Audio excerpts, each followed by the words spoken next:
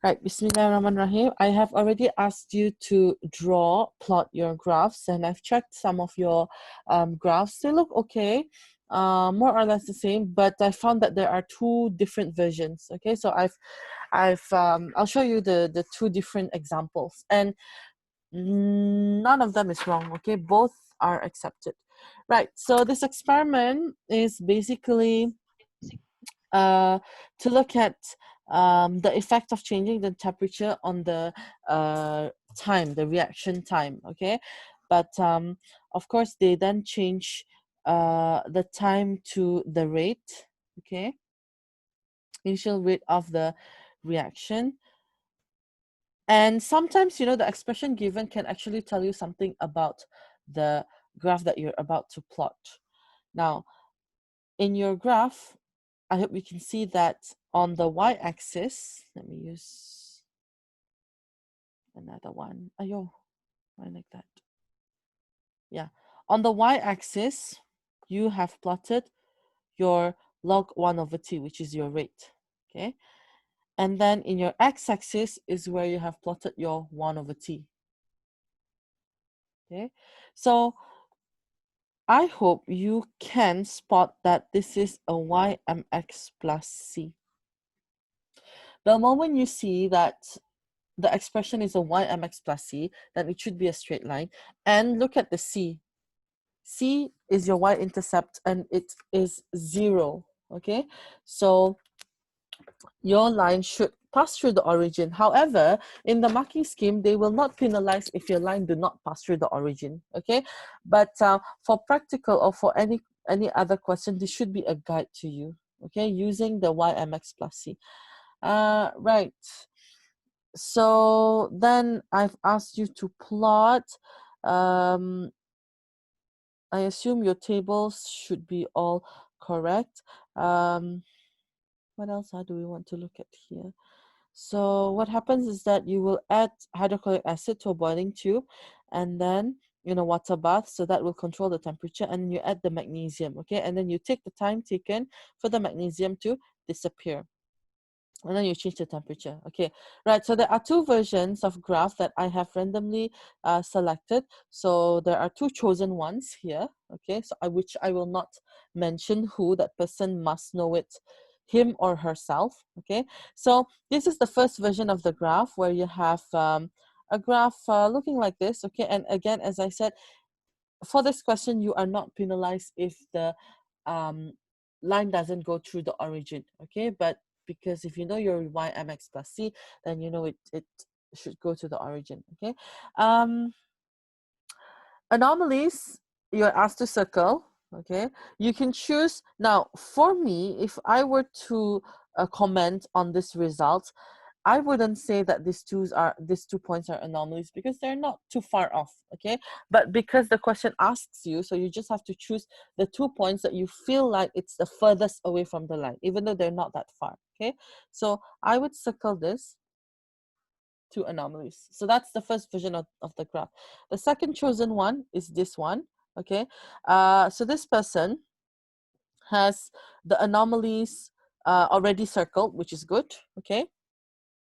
And again, don't worry much about making the line pass through the origin. Okay, now what is the difference between this graph and the previous one? Now this graph, if you notice, the anomalies lie on the right side of the line. Okay, so that's the line. That's a straight line. And it lies on the right side. The previous one, the anomaly lies one on the left side, okay, left of the line, and one on the right side of the line. Okay, so we are going to explain them according to where your anomalies sit.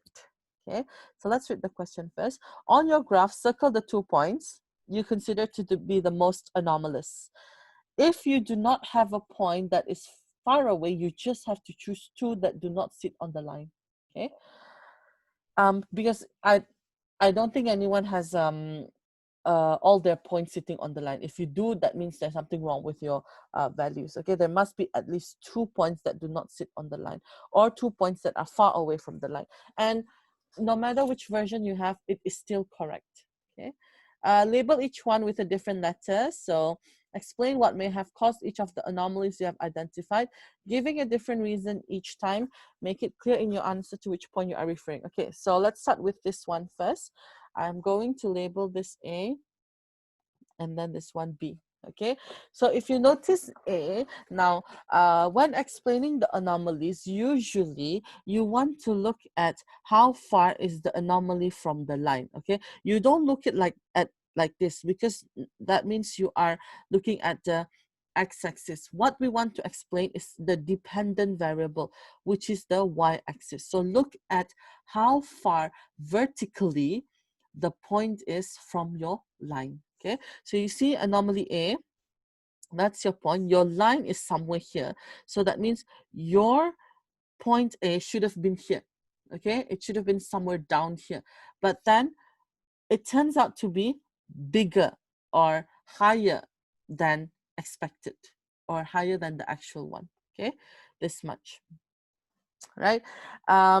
Okay, so you're going to explain what can cause this, what can cause your y-axis to be higher than expected. Now your y-axis is actually your rate, but the one that you're recording is the time, so we will talk about the time. Okay, what can cause the time taken to be longer than expected? Now this is where you know, some funny answers come in. Okay, so one of the reasons that can cause your time to be your time taken to be longer is that the remember, you stop the reaction when the magnesium has disappeared. That's when you know the reaction is complete, according to the statement, where time taken for the magnesium to disappear.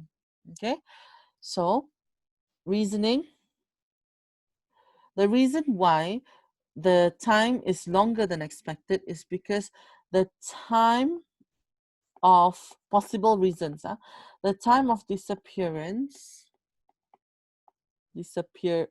can't spell, of magnesium is thought to be later.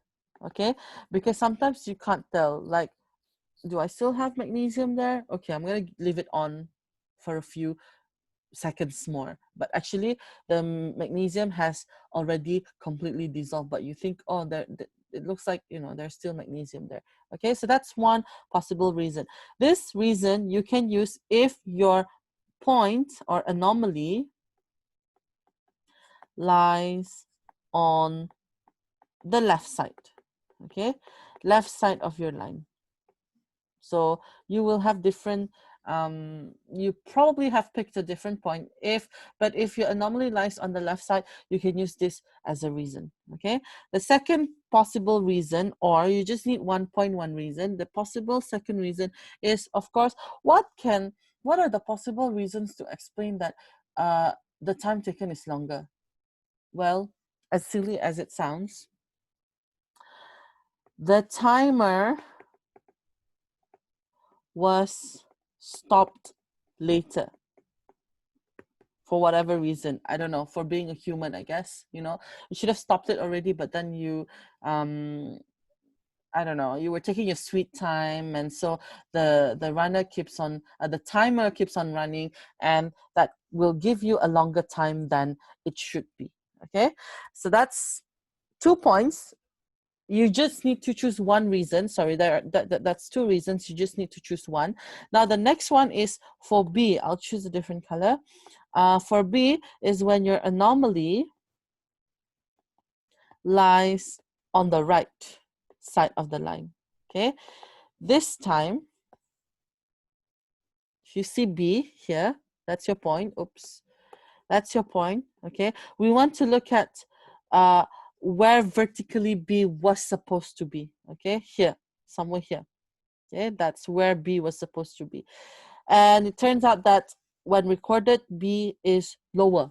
Okay, B has a shorter time, lower time than expected. So now you want to explain what can cause you to record shorter time. Okay, actually it's just the opposite to the reasons that we have stated earlier on. Okay, one reason is that the time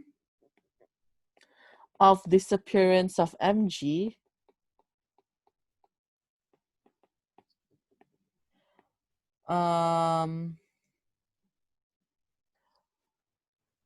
was thought to be earlier. This one is a more logical, like this is something that is commonly happening. Okay, the timer was stopped earlier. Which one?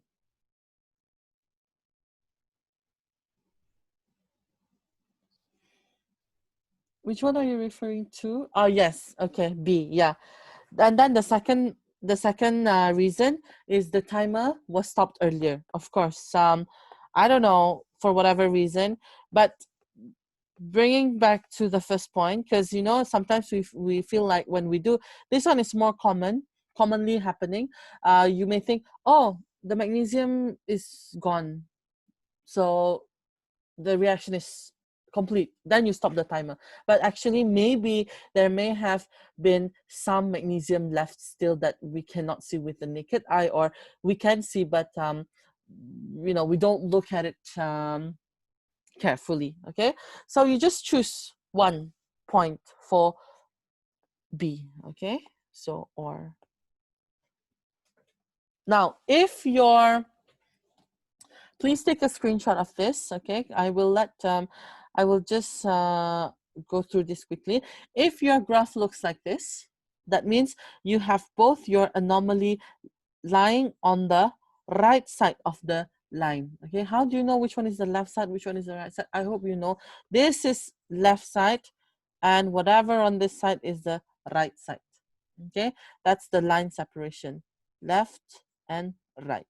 Okay, so again, if both of your anomalies are on the same side, it doesn't matter. You can label them A and B, and then A, of course, you will only choose this, right? Anomaly lies on the right. Do not choose the above reason, okay? Because otherwise then it will be wrong. You're not exactly explaining why it lies on the right. Okay, so again, I repeat, for this kind of graph where your anomaly lies on the right side, please choose this. Point A is reason number 1. Point B is reason number 2. Okay, right, screenshot this now. Okay, good. Moving on, determine the gradient of your graph. Again, I will let you do this yourself. State the coordinates of both points and then record the value of the gradient to 3 significant figures. Okay, so you will do that later. Now you see that this line has a negative gradient, so you would expect your gradient to be negative.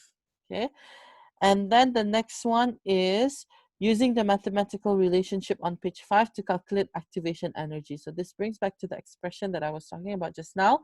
Okay, M is your gradient. So once you find your gradient, you can write this down. Gradient is equals to negative EA over 0.0191. Okay, so as I said, your gradient will be negative, and so overall your EA, okay, negative gradient, your EA will be positive. Okay, so please work that out later on. Part E. Now I'm moving on to part E. I hope everyone is following me. In part E, state whether you consider the results to be reliable. Okay, so reliability in this case, we can comment about how far or how close your points are to the line. Okay, so it all depends on your judgment. For me, I would say they are pretty much okay. They're quite close to the line. Maybe just a few ones here that is like not so bad. Okay, so I would say that the results are reliable. Okay, so if I say the results are reliable, my reasoning, results are reliable. Reason is that points, most of the points are close to the line.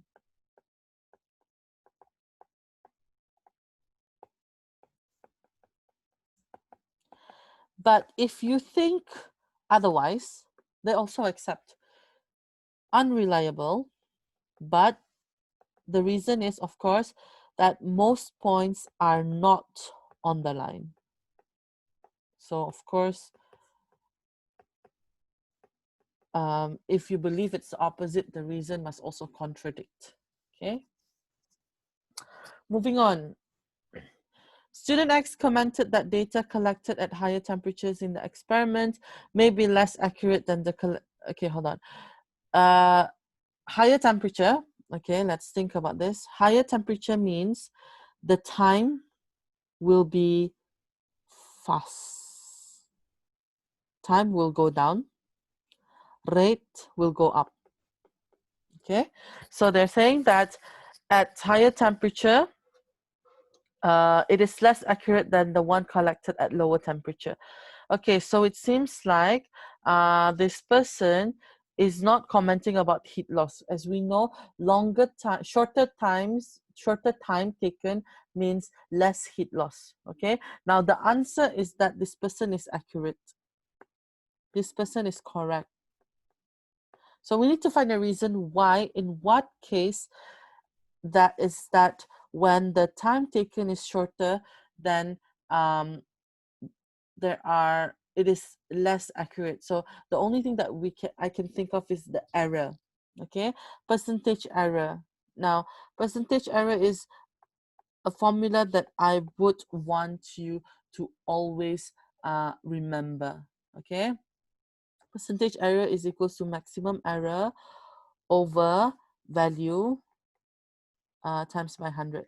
Okay, now how do we find maximum error? It is half of the smallest reading. It's about the time. We're talking about time here. Okay. Student X commented the data collected at higher temperature. Yeah, because the time is the dependent variable. So if we look at the time taken and we use a timer, right? How do we know what's the smallest reading in the timer? Now you look at the values 8, 9, 10, 11. So that means the smallest reading is 1 second. Okay. And maximum value, maximum error is usually half of the smallest. Okay, so that's 0.5, right? So that means the error associated with that timer, or what do you call that?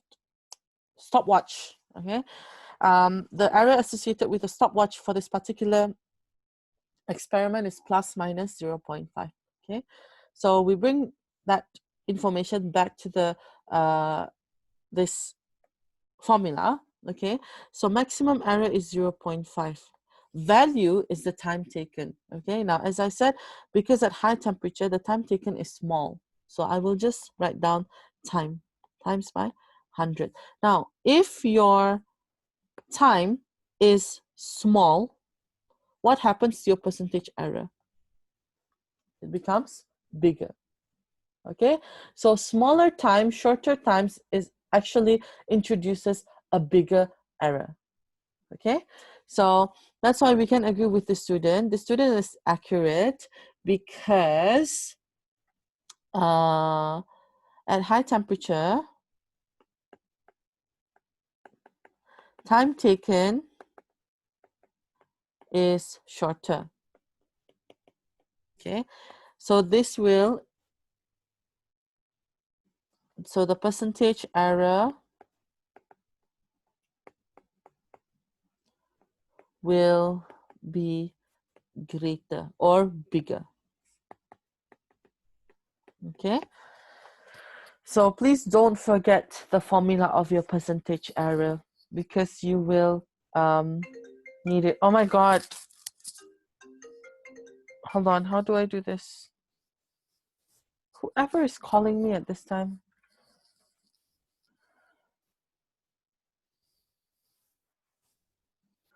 Who is that calling?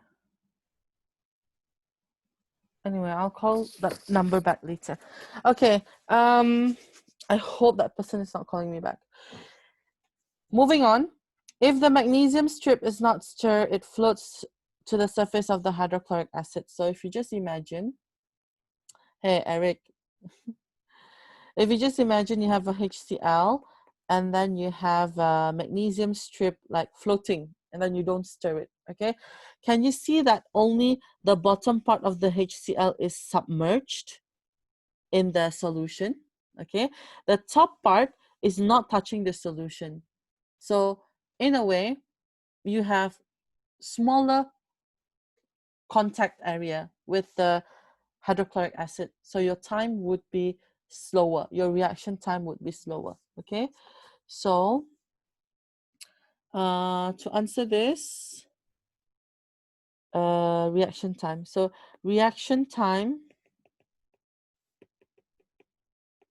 is longer, or you can talk about rate is slower, okay? I hope you know the difference between the two, okay? Time is longer and the rate is shorter, slower, okay? The reason for this is because some of the magnesium is not in contact with acid, or surface area, okay? Lower surface area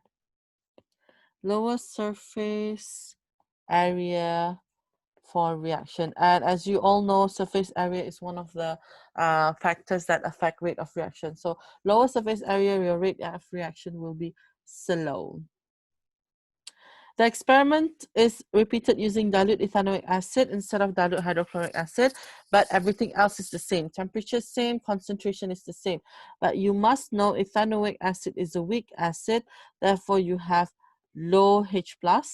Okay, hydrochloric acid is a strong acid, 100% ionizes, so high H+. Okay, even though the concentrations of the acids are both the same, however, the concentration of the H+ are not.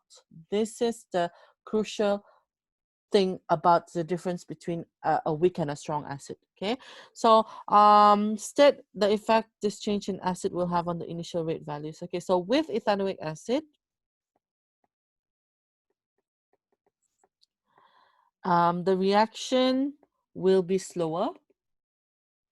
Reaction is slower because less H+ ions, in bracket, less ionization. Okay, any questions before I let you go so that I can call that person back? Don't know who that is. Looks like an office number. Any questions? No? All right then. If there's no question, then you can go now. Oops, sorry, I meant to stop.